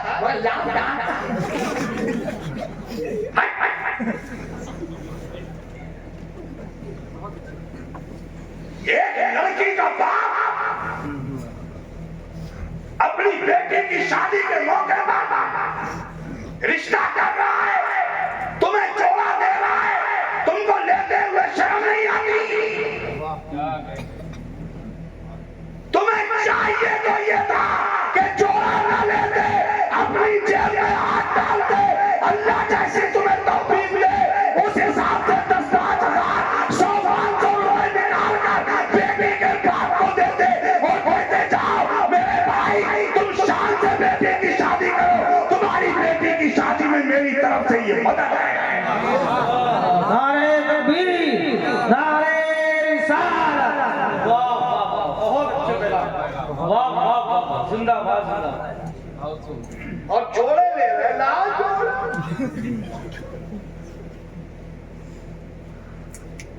ये तरीके गलत है। अरे भाई अब कोई किसी की क्या मदद करेगा ऐसे में? मैं तो ये देखता हूँ लोग बीमार हो जाते हैं, अस्पताल जाते हैं ना, मरीज भर्ती है, अब ये शोभा बढ़ाने को लिए गया हुआ देखने, तो वही मरीज की चारपाई के पास बैठ कर चाय पी रहे हैं।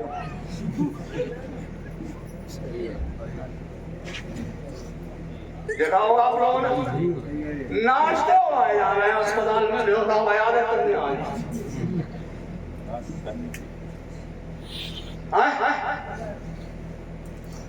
ये हाल है हमें। अरे मरीज को तसल्ली देने गए हो, बेचारा अस्पताल में है, उसके दिल को थोड़ा तसल्ली दो, आराम पहुंचाओ उसके। तुम कुछ अगर वो कुछ खाता पीता हो तो उसके लिए कुछ लेके जाओ, और अगर ना ले जाओ तो कम से कम इतना तो ख्याल रखो अल्लाह ने तुम्हें जिस लायक बनाया है उसी हिसाब से अपनी जेब में से पैसे निकाल के उस गरीब के सराहने रख के आ जाओ। अरे उसकी दवाई में बहुत काम आएगी। वहां तक तो हम मदद नहीं करते, वहां जाके चाय पी रहे हैं उसकी। ये तो आलम है हमारा। तो बात समझे आप, रिश्ते बना के रखे पड़े, रिश्ते से पहले ही रिश्ते बना लिए, फ्रिज चाहिए, कूलर चाहिए, वॉशिंग मशीन भी चाहिए। अब तो मोटरसाइकिलों का जिक्र ही नहीं है, अब तो बुलेट से नीचे बात ही नहीं कर रहा है।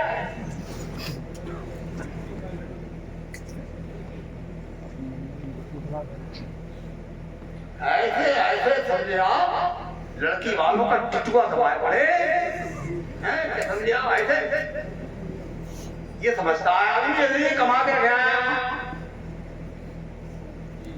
यही वजह है जो हमारे घरों में अच्छी भली दुल्हनें नहीं आ रही।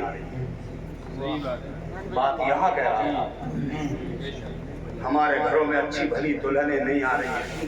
ये सर्दियों का वक्त चल रहा है, आप देख रहे हो जब फजर का वक्त होता है, कड़ाके की सर्दी पड़ रही होती है, तुषार कट रहा होता है, बर्फ गिर रही होती है।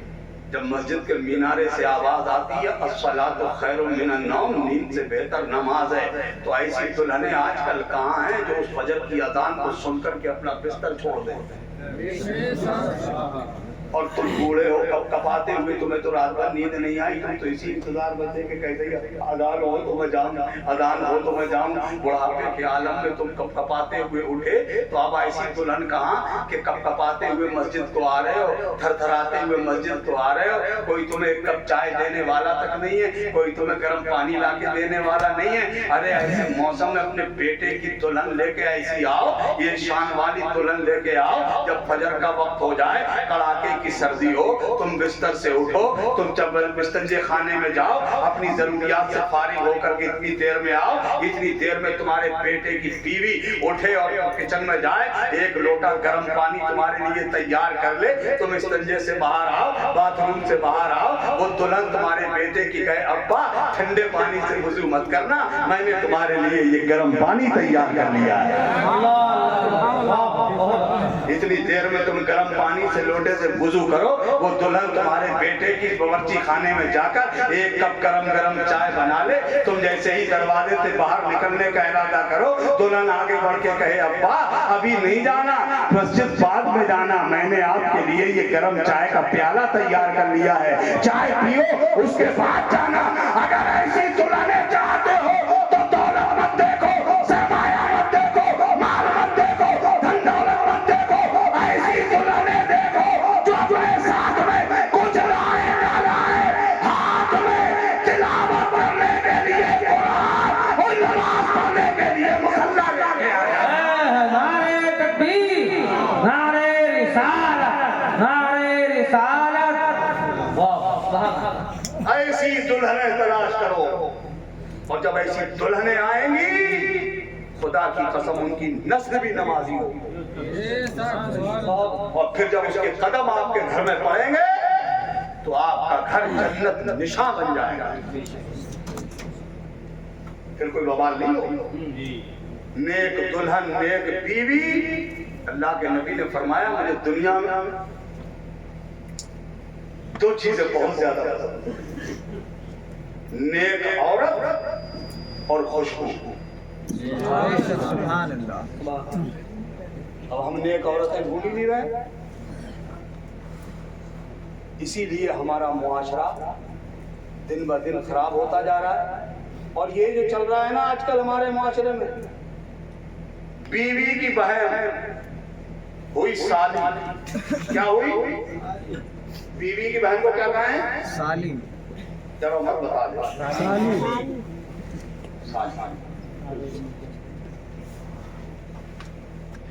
कितनी जिहालत है, बीवी की बहन वो साली ही नहीं वो तुम्हारे लिए बहन की तरह है, बेशक मगर उसे बहन की नजर से नहीं देख रहा है। बीवी तो है ही है इसके निकाह में, उस पर भी नजरें गाड़े हुए।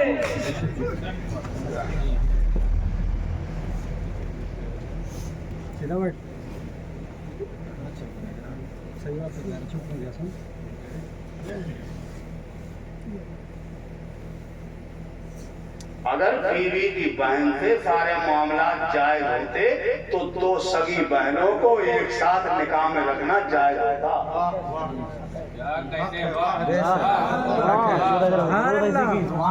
दो सगी बहनों को एक साथ निकाह में रखना जायज नहीं है, हराम है, हराम।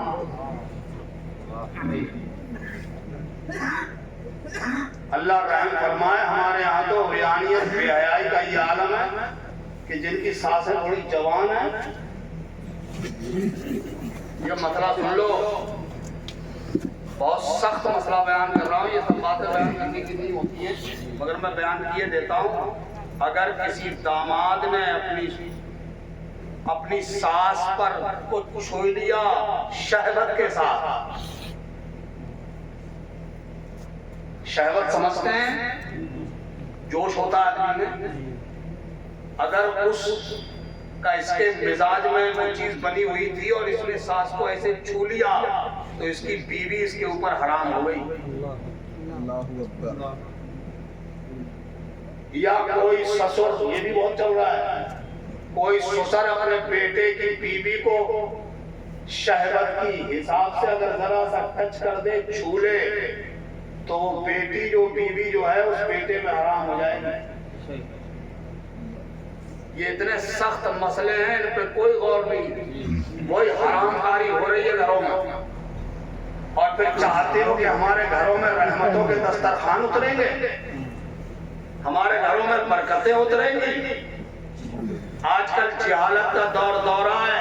अरे भाई, इंसान की जिंदगी है, इसमें कभी चढ़ाव आता है, कभी उतार आता है, कभी खुशी होती है, कभी गम होता है। अरे इन्हीं मिले जुले लम्हात के साथ जिंदगी गुजारने का नाम तो जिंदगी है मियाँ। अरे मेरी खुशी ही खुशी हो, गम ना हो तो वो क्या जाने गम क्या है। अगर मेरा गम ही गम हो, खुशी ना हो तो ये क्या जाने के खुशी क्या है। दोनों चीजें मिली जुली होती हैं तो इंसान खुशी का भी मजा लेता है, गम का भी मजा लेता है। दोनों बातें होती है। मगर घरों में मैं देखता हूँ ऐसा जहालत का दौर है, किसी के घर में थोड़ी बहुत परेशानी वगैरह हो गई तो औरतें अल्लाह को गाली बक रही, अल्लाह की शान में गुस्ताखी कर रही है। जो अल्लाह की शान में गुस्ताखी कर दे, गाली बक दे, वो काफिर हो गया। अब काफिर का निकाह बाकी नहीं रहा, अब निकाह नहीं रहा, वो गाली बके पड़ी है, औरत कुफ्र कर दिया औरत ने, अब वो भाई रखे भाई हो रहा है बाल। क्यों भाई जी? घरों में हम बातों में अपनी बीवियों को गुस्से में ऐसी बातें कर देते हैं, तुझे तलाक दे दूंगा, तुझे ऐसा कर दूंगा, तुझे तलाक का जिक्र चल रहा है, तलाक का जिक्र चल रहा है, मुज़ाकरा हो रहा है, उसी बीच कह रहा चल निकल। देखो, जो मुबहम अल्फाज है, एक सरी और एक किनाया। किनाया अल्फाज की तलाक उस वक्त मानी जाती है जब तज़किरा तलाक हो रहा हो, तब वो अल्फाज इस्तेमाल किए जाएं या तलाक की नियत करनी होगी। ये दो बातों का लिहाज होता है। अब तलाक का जिक्र चल रहा है कि तुझे छोड़ दूंगा, तलाक दे दूंगा, तुझे ऐसा कर दूंगा, और उसी बीच कह रहा चल निकाल, तलाक हो गई। अब ये बगैर निकाह के वापस नहीं हुई, और तलाक भी हुई तो तलाक के बाएं रजाई भी नहीं हुई। और ये सब बातें हम लोग उसी वक्त तो सीखेंगे जब इन बेचारों के पास बैठो। इनके पास बैठ नहीं रहे हो, ना बच्चों को इनके पास बैठने भेज रहे हो, और बच्चों पर तो वैसे भी हमारी तुम्हारी नजर नहीं है, हम तो देख ही नहीं रहे हैं हमारा बच्चा की सोसाइटी क्या है, संगत क्या है, दोस्ताना किनसे गांठ रहा है, किनके पास रह रहा है, कल के साथ में जा रहा है घूमने फिरने के लिए, कुछ देख ही नहीं रहे। चाहते हो कि बुढ़ापा तुम्हारा अच्छा कट जाए, हमारे बच्चों का भविष्य अच्छा हो जाए, आने वाला जमाना अच्छा हो, तो अपनी औलाद पे अभी से नजर रखो, उनकी सोसाइटी पे नजर रखो, उनकी संगत पे नजर रखो, कहीं हमारा बच्चा गलत सोबत में तो नहीं जा रहा है, कहीं ऐसे लोगों के साथ तो याराने नहीं काट रहा है जिनका बैकग्राउंड अच्छा नहीं है, ऐसे लोगों से तो दोस्ती नहीं कर रहा है हमारा बच्चा। अगर ऐसे लोगों के फंदे में फंसने वाला हो तो अपने बच्चे को पहले ही बचा लो। सारा टाइम अपने बच्चों के लिए खर्च करते हो तो पैसा कमाने में, भागने में, दौड़ने में, थोड़ा बहुत वक्त 2-4-6 मिनट का, 10-20 मिनट का वक्त कभी बच्चों के बीच में बैठ के भी गुजार दिया करो। अपने सारे बच्चों को लेकर के अपने पास बैठकर अपने बच्चों से कभी कभी जानकारी ले लिया करो, उन्हें कुछ सिखा दिया करो, उन्हें बताया करो, बेटा तुम उस नबी का कलमा पढ़ते हो, तुम्हारे नबी का किरदार सुभान अल्लाह, तुम उस मुस्तफा जाने रहमत के उम्मती हो। खुदा की कसम, जब वो पैदा हुए थे मक्का मुअज़्ज़मा में पाँव चलने के काबिल हुए थे, जब पैर चलते थे, ज़बान पाक से बोलते थे, तो नबी के दुश्मन भी हमारे नबी को चलता फिरता बोलता चालता देखकर अपने बच्चों से कहा करते थे, बच्चों ऐसे चला करो जैसे अब्दुल्ला के बेटे मोहम्मद चला करते हैं। बच्चों ऐसी मीठी बोली बोला करो जैसे आमना का लाल बोलता है। कभी सिखाया करो अपने बच्चों को बताया करो हुजूर गौसे आजम का कैरेक्टर क्या था। उनकी माँ ने अपने बेटे से कहा था, बेटा अब्दुल कादिर कभी झूठ नहीं बोलना। आज झूठ का बाजार गर्म है मियाँ, हर आदमी झूठ बोल रहा है, बेमतलब झूठ बोल रहा है, खामोखा झूठ बोल रहा है, और झूठ बोलने को आदमी गुनाह नहीं समझ रहा है। सबसे बड़ी ताज्जुब की बात तो ये है कि झूठ बोलने को आदमी गुनाह नहीं समझ रहा है, पाप नहीं समझ रहा है, खता नहीं समझ रहा है। बातों बातों में झूठ बोलता है, एक जिंदे का फायदा नहीं झूठ बोलता है। मियाँ झूठ बोलने को उम्मुल खबाइस कहा गया है। झूठ बोलना कोई छोटा मोटा गुनाह नहीं है, बड़ा वाला गुनाह है, जिसे गुनाह कबीरा कहते हैं। उम्मुल खबाइस है, हर बुराई की जड़ झूठ है। हुजूर गौसे आजम का नारा लगाते हो ना, उनकी बिरयानी पकाते हो ना, उनकी 11वीं करते हो। जब उनकी माँ ने अपने बेटे को इल्म सीखने के लिए भेजा था, शेख अब्दुल कादिर जीलानी, कुतुब रब्बानी, महबूब सुभानी, जिंदील नूरानी, शहजाद लामकानी, जरा प्यार से कह दो सुभान अल्लाह। हुजूर गौसे आजम अल्लाह अकबर, वो शान वाले खुदा की कसम, मुर्दे को छू ले तो जिंदा हो जाए। ये औलाद गौसे आजम तशरीफ फरमाए, ये बताएंगे, तस्दीक करेंगे। मुर्दे को छू ले तो मुर्दा जिंदा हो जाए, वो गौसे आजम। अरे मियाँ हालत ये है उनकी कि उनका रब उनसे कितना राजी है। अगर वो खाना छोड़ दे, पीना छोड़ दे, तो उनका अल्लाह उनसे कहे, अब्दुल कादिर खा ले तुझे मेरी कसम, अब्दुल कादिर पी ले तुझे मेरी कसम। मेरे आला हजरत ने इसी तरफ इशारा करके कहा था, वाह क्या मर्तबा है खौस है बाला तेरा, ऊंचे ऊंचों के सरों से कदम आला तेरा, कसमें दे दे के खिलाना है पिलाना है तुझे, प्यारा अल्लाह तेरा, चाहने वाला तेरा। ये उनकी माँ ने जब उनसे रुखसत हुए माँ के पास से, तो माँ ने क्या कहा, अब्दुल कादिर मेरी नसीहत याद रखना, बेटे कभी झूठ मत बोलना। बुराइयां तो और भी थी, किसी और बुराई का जिक्र क्यों नहीं किया कि बेटा कभी नमाज मत छोड़ना, कभी रोजा मत छोड़ना, किसी के साथ दगाबाजी मत करना, चुगली मत खाना। ये नहीं कहा, क्या कहा, बेटा कभी झूठ। क्यों उन्होंने झूठ ही का जिक्र क्यों किया? वो जानती थी कि झूठ ही हर बुराई की जड़ है। जब मेरा बेटा झूठ से बच जाएगा तो हर बुराई से बच जाएगा। आज हम भी झूठ बोल रहे हैं, हमारी औलाद भी झूठ बोल रही है, सबके सब पूरा घर का घर झूठ बोल रहे हैं, किसी को कोई फर्क नहीं। आजकल के तो माँ बाप खुद सिखा रहे हैं बच्चों को झूठ। अब लोग कहेंगे ऐसा कौन सा बाप होगा जो अपने बच्चे को झूठ सिखाएगा? नहीं देखते हो? कोई आ गया दरवाजे पे मिलने, दरवाजा खटखटा रहा, भाई साहब हैं, भाई साहब हैं। अब ये उससे मिलना नहीं चाहता है, अब चाहे उसका पैसा आता हो या कोई और मामला हो, ये मिलना नहीं चाहता है। अब घर में है और दरवाजा खटखटा है, भाई साहब है। अब इसने बुलाया छोटे थे बच्चे को, बबलू इधर आओ, जा जा जा, दरवाजे पे जाके कहिए पापा नहीं है। अच्छा बच्चा भी बच्चा ही हो, बच्चा आया बाहर निकल के कह रहा है पापा कह रहे हैं, कहते पापा नहीं है।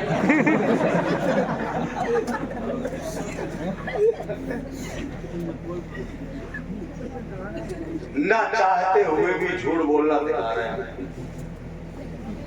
अच्छा एक बात बताओ, इतनी आसानी से हम लोग बच्चे से कह देते हैं बेटा जाके कह दो पापा नहीं है, वो अपनी आंखों से तुम्हें घर में बैठा देख रहा है। एक लम्हे के लिए सोचा है कि उस बच्चे का बिल्कुल सादा दिमाग, कोरा कागज, उस पे हम काला धब्बा झूठ का उसके दिमाग पे लगा रहे हैं, उस बच्चे के ब्रेन पे साइड इफेक्ट क्या होगा? ये कभी सोचा? इसका मनफी असर बच्चे के दिमाग पर क्या पड़ेगा? और सोचते ये कि मेरा बच्चा जवान होकर मेरा फर्मा बरदार हो जाए, मेरे आगे बिल्कुल घुटने देख दिखे।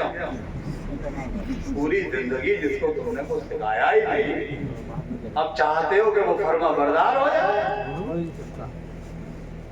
पहले ट्रेनिंग दो, बच्चों को इस लायक बनाओ, बच्चों को संवारो, आरास्ता करो, रसूलुल्लाह की सुन्नतों से उनकी जिंदगी सजाओ, और जब देखो जब वो रसूलुल्लाह का सच्चा गुलाम बन जाएगा तो तुम्हारा वफादार बन जाएगा। अल्लाह ताला हम सबको अमल की तौफीक अता फरमाए।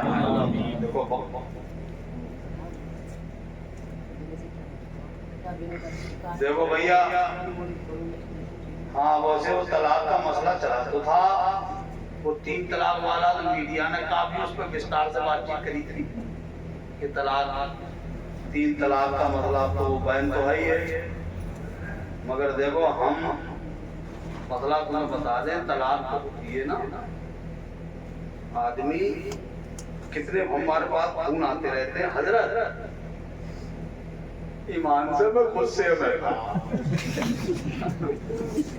बहुत डट के गुस्सा आ गया, बेवकूफ तलाक गुस्से में ही दी जा रही, राजी बोलते हो? गुस्से में दो, जैसे झूठ है ना, हंस कर बोलो तो झूठ। जैसे बाद लोगों की आदत होती है ना, झूठ बोलते हैं तो मैं कह देता है झूठ बोल रहे हैं, अरे मैं तो हंस रहा यार, तो हंस रहे क्यों? मैं झूठ नहीं रहा। गोबर देखा है? गोबर बोलो, गोबर देखा है? देखा है। अगर कोई गोबर में भगार लगाए खाने तेल का या घी से बना रहे हैं, सही बताइए वो क्या रहेगा? गोबर ही रहेगा। वो हलवा बन जाएगा, गोबर ही रहेगा, गोबर रहेगा। तो गोबर बहरहाल, ऐसे ही झूठ बहरहाल, तलाक गुस्से में दो तब भी हो जाएगी और हंस के दो तब भी हो जाएगी। तलाक देने का बेहतरीन तरीका, बहुत अच्छा तरीका, ये तलाक देने का एक काम ऐसा है जो अल्लाह को जितने मुबाह काम है, इन सारे मुबाह कामों में सबसे नापसंद अगर कोई काम है, अल्लाह के नजदीक वो तलाक देना है। अगर मियां बीवी में निबाह की कोई सूरत न बनती हो, कतई कोई गुंजाइश ही नहीं है साथ रहने की, तो शरीयत ने बहुत आसान तरीका निकाला है कि आप अलहद इख्तियार करो। तो उसके लिए क्या करना है?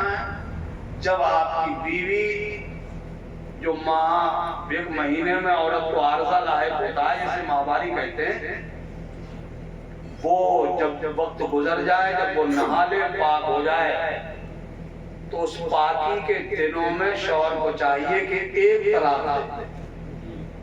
कितनी दे? एक। अब तलाक देने के बाद गुजरती है इद्दत। इद्दत की मुद्दत है 3 है, यानी 3 बार औरत को कोई पीरियड आ जाए, तलाक की इद्दत पूरी हो जाए। अभी वो 3 बार उसे वो पीरियड नहीं आ पाया था कि बीवी का भी दिल मोम हो गया और शौहर का भी दिल पिघल गया।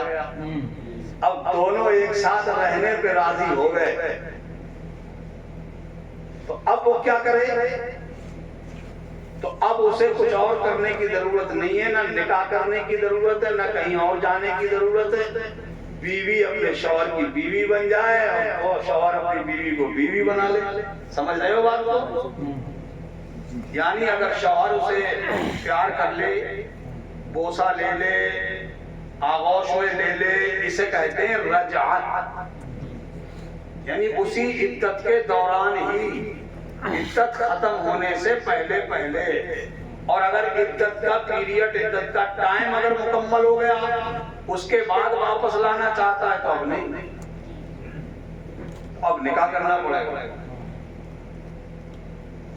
ऐसे ही एक तलाक दे दी और रजत कर ली, एक मेरे काम चल गया।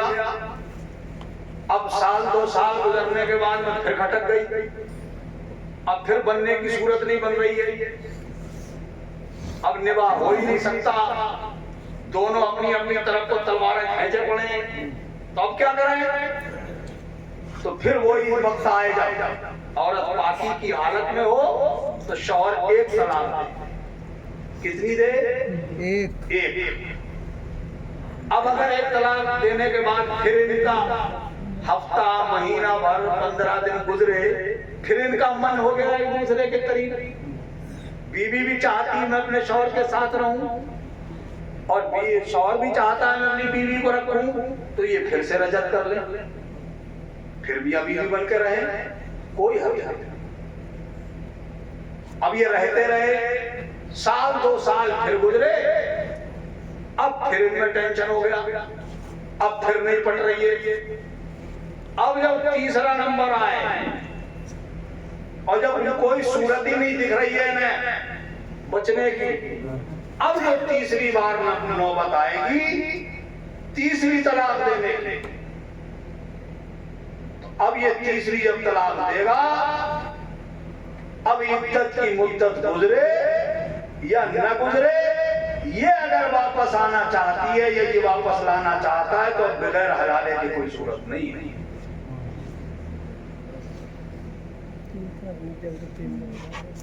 ये बिल्कुल सही तरीका इस्लाम में तलाक का। 2 तलाक़ें दे चुका, जैसे पहले दे दी, दूसरी फिर रजाई जिसने दे दी, मगर उसने इद्दत की मुद्दत के दौरान वापस नहीं लिया, इद्दत गुजर गई, तो अब 2 तलाक़ें हो गई। अब इमाम साहब से जाके पूछ ले, हजरत बता देंगे अब निकाह हुआ, निकाह से काम चल जाएगा, हलाला करने की जरूरत नहीं है।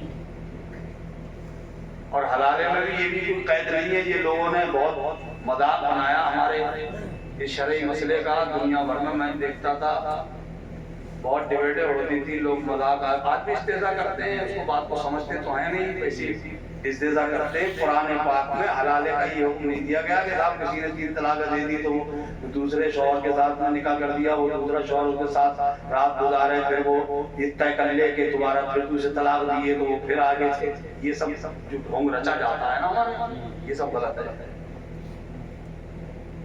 कुरान पाक में जो बताया गया तलाक का की जो सूरत हाल है वो ये है कि 3 तलाक़ें दे देने के बाद औरत आजाद है, वो जिससे चाहे निकाह कर ले। वो किसी के साथ अगर उसने निकाह कर लिया है, वो शौहर के साथ में वो रही, उसके साथ कुछ दिन जिंदगी गुजारी, फिर उस शौहर से भी नहीं पटी, फिर उस शौहर ने तलाक दे दी। अब अगर वो औरत चाहे कि मैं पहले वाले शौहर की तरफ पलट के जाना चाहती हूँ तो वो आ सकती है, तो ये पहला वाला शौहर उससे निकाह कर सकता है। ये सूरत हाल अब ये नहीं है कि तय कर रहा है कि आज तू अपनी कामा भी ले जा रात भर के लिए और सुबह को तलाक दे दी। अच्छा,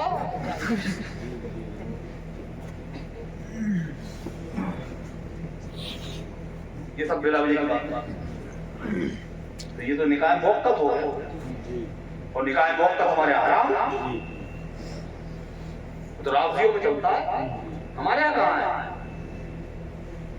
किसी खास पीरियड तक निकाह का मतलब ये कि मुकर्रर करना कि हम इतने टाइम तक इंतकाम रखना, ये करना हराम है। अल्लाह ताला हमें ये सब बातें समझने की तौफीक अता फरमाए।